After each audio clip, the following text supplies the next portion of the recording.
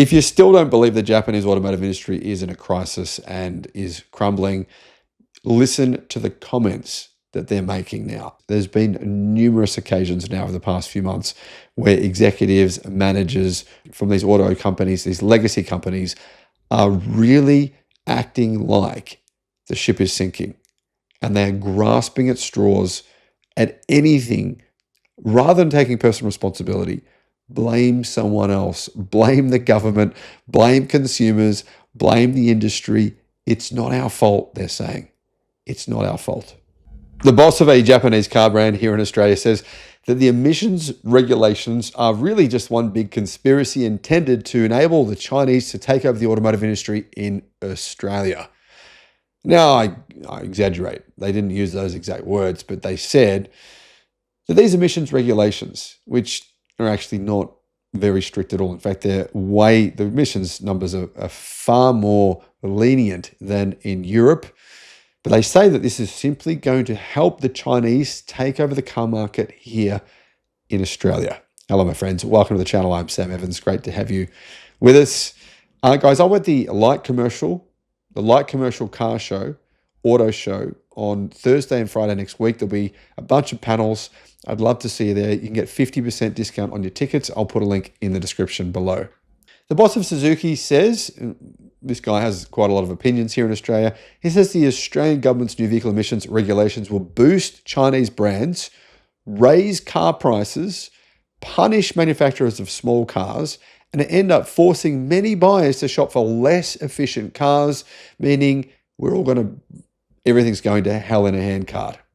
The new vehicle efficiency standards came into effect on the 1st of January 2025, which are very lenient, but they have monetary penalties after July the 1st. Here's what they are. If automakers exceed an average carbon emissions target for the vehicles they sell every year, they'll be penalised $100 per gram per kilometre of CO2 for every vehicle which exceeds the target. That target will be more stringent every year until 2029. To be honest, the targets are not overly stringent. That's the truth. In effect, automakers, though, need to bring in more efficient cars, including plug-in hybrids or EVs, to help offset the emissions of their completely diesel and petrol-powered cars. Now, the truth is, automakers here, when they sell cars in Australia, they sell the cars. We usually get electric cars here last because we've been a dumping ground. That's what the media have said for years. And it's a fact. We've been a dumping ground for the less efficient cars. If the cars are less efficient, they're normally not sold in Europe because Europeans don't want them and they don't meet emissions targets in Europe. So they just dump them into Australia. And the Australian government has finally said, enough's enough. This is ridiculous. And they're trying to put a stop to this. I would say, said Suzuki's boss, would you consider a Suzuki to be a reasonably efficient car? It's not fair we're being penalised, etc., etc. Now, he says, what happens to the consumer that wants to buy a car at that price and at the cheaper price end of the market? Do they go, I can't afford a new car. I'm going to buy a 5-year-old something which is less efficient. And then you've defeated the whole purpose of having an efficiency standard. It's an interesting way to create a straw man argument, I think. Suzuki will actually introduce its first EV to Australia in the first quarter of 2026, but it appears as though they think it's not going to really sell. He said, our intention is to offer it assuming the numbers from Japan stack up. In other words, he thinks it's going to be too expensive and it's probably not going to sell here in Australia and not really help Suzuki to meet its emissions targets. Now, here's a really interesting comment, right? He was asked whether the vehicle would be sufficient to offset its emissions from its other vehicles. None of them are hybrids.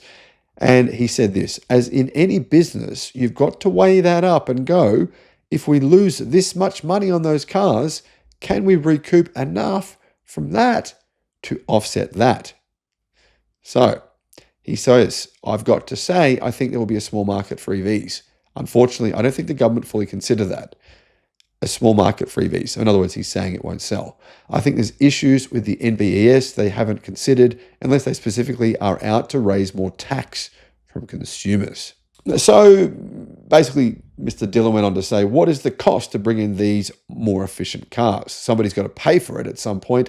So are they going to pay the penalty for having something like a Fronx, which is a Suzuki model, or are they going to pay more for something like an EV do they have the more? Well, the truth is, the more isn't really more. I mean, there's definitely EVs you can get that are similar size to a Suzuki Fronx that cost about the same amount of money. So that's going to make it challenging for Suzuki. Anyway, the complaints went on. He said this: it might be right in Canberra, sitting there thinking people have got plenty of money. Are they really in touch with what the average man does have to spend? Mr. Dillon said that Suzuki will increase prices because of these emission standards.